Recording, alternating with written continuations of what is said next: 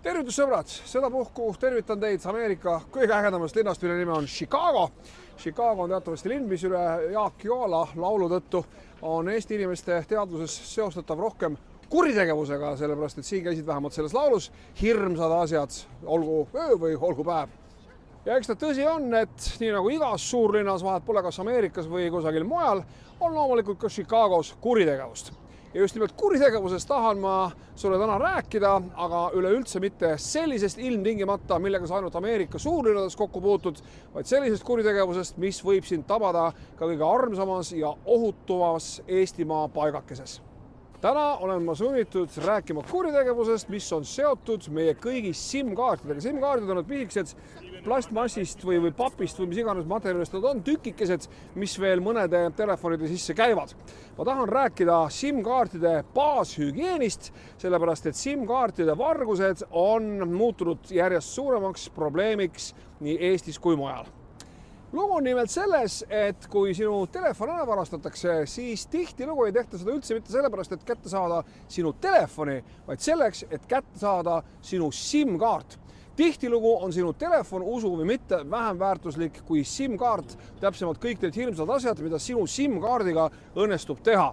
SIM-kaardiga õnnestub teha telefonikõnesid ja mitte lihtsaid ja odavaid telefonikõnesid, vaid seda SIM-kaarti, kui ta on sult ära varastatud, on võimalik kasutada välisvõrkudesse helistamiseks, välisvõrkudest helistamiseks ja muuks miljoniks asjaks, mis lõppkokkuvõttes hakkavad mõjuma just nimelt sinu kui varastatud SIM-kaardi omaniku rahakotile täiesti katastrofaalselt. Alles hiljuti oli Eestis lugu, kus varastatud SIM-kaardiga tehti ühele Eesti inimesele kahju rohkem kui 8500 euro eest. Seega, kõige olulisem asi on elementaarne, lihtne telefonikasutaja baashügieen. Kui sul on SIM-kaart, siis tee palun niimoodi, et sinu SIM-kaardi PIN-kood ei oleks 0000 või 1234, täpselt nii nagu umbes 90% kasutajatest on. Pane oma SIM-kaardile uus PIN-kood, mingi selline number, mis sulle endale jääb meelde, aga mida ei ole lihtne inimesel, kes su SIM-kaardi koos su telefoniga ära varastab, lahti häkkida.